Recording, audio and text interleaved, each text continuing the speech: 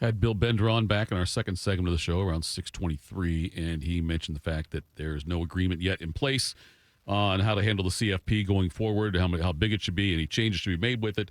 And he hinted that he believes it will all likely stay at 12 teams for another year, although according to ESPN, deadlines make deals, so there's a chance this week to get something done, but it doesn't look great. But we all three of us agree 24 is not the right answer, right? No, I don't like it. I know Tony Petit's been pitching that, and I really like Tony. I don't care. I don't care if there's 3 ACC teams that get in or 2 or even 1. I don't care. Like the SEC wants to keep it tight so they can have more of it and a greater percentage. And I think Tony Petit is looking at this like, hey, this can be all inclusive. We can bring in, make sure the other conferences get involved. We keep the automatic qualifiers for smaller schools, and people like that, or at least that makes us feel better about ourselves because we're taking care of programs. Was that the goal when you guys killed the Pac-12? Exactly. As you gave that the coup de grace. I just look at it and it's like, you're going to ruin the regular season at that point. That's the thing to me. If I only have to be in the top 24, essentially. Now, with auto qualifiers and everything else and the confusion, probably be a little different, but probably guaranteeing if you're in the top 18 to 20, you're getting in. I mean, that's why? To me, I completely agree with you, Bob. To me, at least when we went from 4 to 12, so the regular season lost a little bit of value, but at least it balanced out to where now you had teams sitting at 9-2 heading into the last weekend where games still mattered. So it was a pretty even balance there. Once you go to 24, I mean, you just mentioned it last segment or whatever it was, 2 segments ago, Tito, where it's like Ohio State, next year it's Texas, Southern Cal, Michigan, Indiana. Oregon. I mean, you're talking now about your 4 or 5 biggest games. Most of them aren't even going to matter. No. Because you could lose. You could lose 2 of them. 3 or 4 even, frankly. Yeah. I mean, and let's be honest, like most of these programs who are going to be contending in this thing on a regular basis, like Ohio State rolls the helmet out on the field and wins 8 games. Sure. So now the 4 games where there actually is comparable talent, they could lose 3 of the 4. And I'm not trying to pick on Ohio State here, but it's just, using their schedule next year for an example. Like, that's not healthy for the sport in any way, shape, or form. Like, for a sport that it's always been, the regular season's always been so great, the further you get away from that, like. All right. So let's play a little game here. Okay. Do you need to see Arizona in the playoff this year? That's who you said. Did you Arizona need to see no. Houston? Well, no. Georgia Tech. No. Southern Cal. Well, definitely no. Hard no. I mean, Can they? Iowa. Like, those are the teams that we're talking about here on the back end. Sure. Would have been nice to get, like, maybe BYU, Texas, Vanderbilt in, Notre Dame. Sure. Yes. But getting the back half of those other teams in there is that I have zero desire to watch them play anybody. I'd rather a few good teams get left out Yes. than a handful of not bad, but not good enough teams get in. Yeah. Like Iowa played some big games this year. Sure. They were a good football team. But when you lose, I mean, did Iowa beat anybody of consequence this year? Like, I'm pretty sure they lost to Iowa State, Southern Cal. They almost beat USC. They almost beat Oregon. Right. But they didn't. Yeah. And at some point, it's like, even Iowa Played was a Indiana program. tough. They did, but they lost. They had And at 3 some point- tough games. And they lost all of them, right? Yeah. So it's just like at some point, what was Iowa's 8-4 or 9-3? 8-4 because they lost to Iowa State too. Okay, so they basically played 8 teams that they were probably favored to beat, and hey, that's a nice year for Iowa. But then you play 4 teams that it's, and granted, You couldn't convert any of those. Yes. That's the point. Yes. If you convert 2 of those, you probably get in. Yeah. And now they went 0 for 4 in those games, but if it was a 24-team field, they're a lock. Yeah. They're not even like on the bubble. Yeah. Like, I want to see it go to 16. I want there to not Why? be because I want to see every team in the top 8 get a chance to host a home game. Well, who's saying that's going to happen? I'm assuming if they go to 16, that's a big assumption. You think they would expand the bowls? Because look, the home games that this has been. Listen, I'm just telling you. Why would you make that assumption that that's going to happen? I think it's been a success so far, and I think it. I think that's some of the gripes for people who get the buys. The 4 best right now is that they would like to host a game. Yeah. And I mean, you said it was the loudest or best atmosphere you've ever had at Ohio State game. I'm not saying any of those things are inaccurate. I'm Right. saying why would you believe that that's going to be part of this? Because all this stuff is being negotiated, and I haven't heard with a definite certainty that that's something that if they expand, they're going to home sites. What else would they do, though? I don't know. I think that's my thing. Is don't ever underestimate their creativity. That creativity, how about stupidity? that 24 game pitch, 2014 pitch. I mean, I would never have thought of that. That's true. Maybe it's because I'm not creative enough, or you're pretty smart, Bob. Yeah, right. I just think the thing is like I don't know. I can't think of an alternative. Right. To me, it makes so much sense, and everybody who likes college football, who most of the time seems to be not people running it, unfortunately. Pat McAfee said the people that cover it hate it. Oh, did he? Yeah, he said most Fair of the enough. sports writers hate College sports. football. Well, they hate sports. They may be onto something there. I don't think that he's wrong either.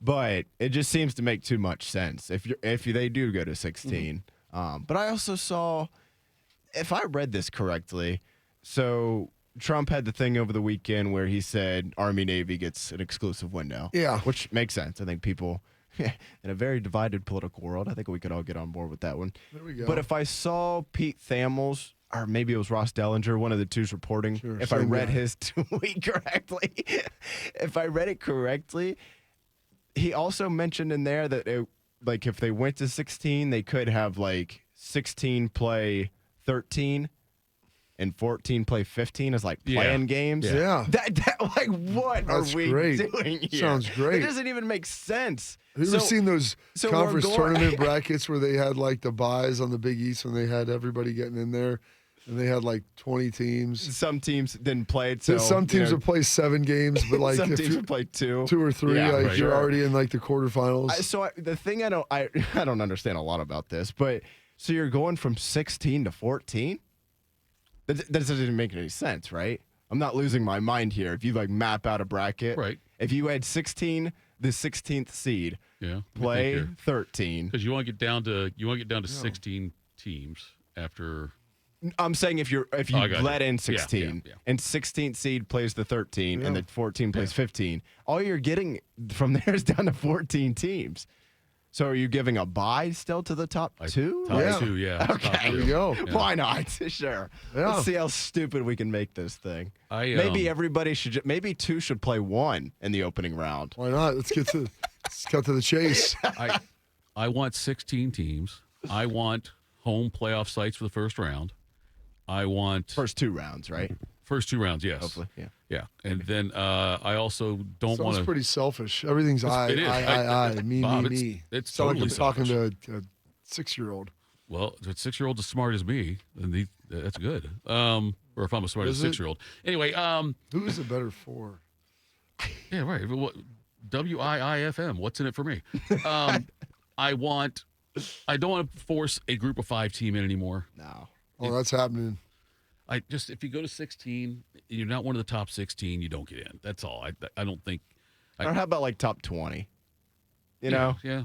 Just I'm okay with a cutoff, but how about you have to be ranked and then we'll go from there. Yeah, that's fair on that one. But if they expand, and I know the answer is money, Bob, but if they expand to 16, God, get rid of conference championship games. They don't mean anything anymore. Well, here's the other thing. This is why you said that, of course, they would be putting them on home sites. I haven't seen any of these proposals that talk about the elimination of conference championship games. Right. Even the 24 team that they said they were putting out there. Ridiculous. What if we just started the playoff week 1 and everybody Eliminate. got Yeah. in? And we Guillotine. use one of these FEI or SP Plus polls. Yeah. And number 1 plays 132. Yeah. And then 2 Go from plays there. 131. You whittle it down that way. How about this? Why don't they just do a midseason tournament? The Big Ten Cup. I I've seen a lot of other places have success. Yeah. We play 4 games. We take a 3-week break for the midseason tournament. Then we resume the regular season during Halloween weekend. I just played 2 games in one day. Winner of the midseason gets an auto bid into the playoff. I mean, there you go. Sure, why not? I've never heard this guy's name before, but the Syracuse athletic director, John Wildhack. It's a great name. Is it real? Did you just make that up? No, it's a John Wildhack. Gene Parmesan. He was I guess he used to be an ESPN executive. Has been at Syracuse AD since 2016. Okay. And he said that obviously done a lot of things there that we know about. Yes, clearly.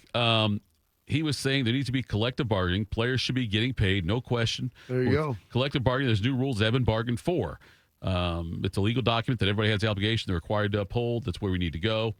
And he talked about a holistic reimagining of college football's calendar, which I know. I love if you can ever work the term reimagine into something. And holistic. It sounds like you're really doing something important. And so he was talking a lot about the calendar because of what happened with Lane Kiffin being able to go when he went and all that. And somehow change the portal calendar and do that as well. And he said the final and perhaps trickiest piece to the puzzle is revenue generation.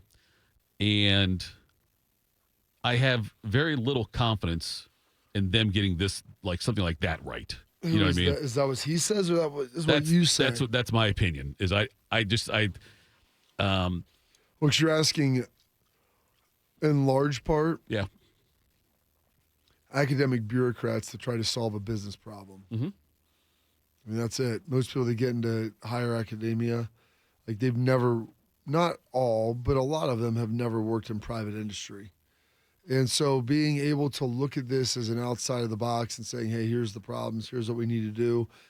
And it's never been, they don't have to fully own, not always, but in ADs do, and football coaches, people like that potentially do with hires and fires, but they don't ever have to fully own the consequences of their decisions. So they always make the safe play of what is the most convenient, as opposed to reaching out and trying to actually fix something.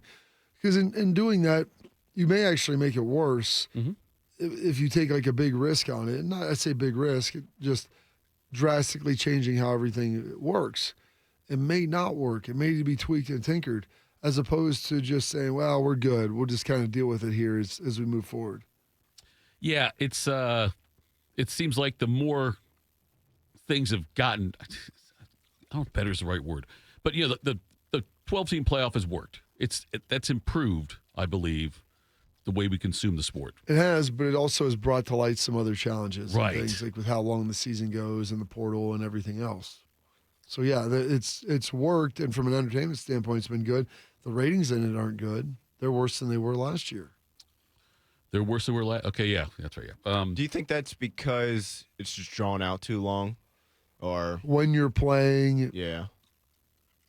Yeah, that's right. Yeah, because they never go head to head with the NFL. Obviously, So your off night, it's just that's what I'm saying. I think more is drawn out, and it's what nights you're on and when it's happening. Are people still interested?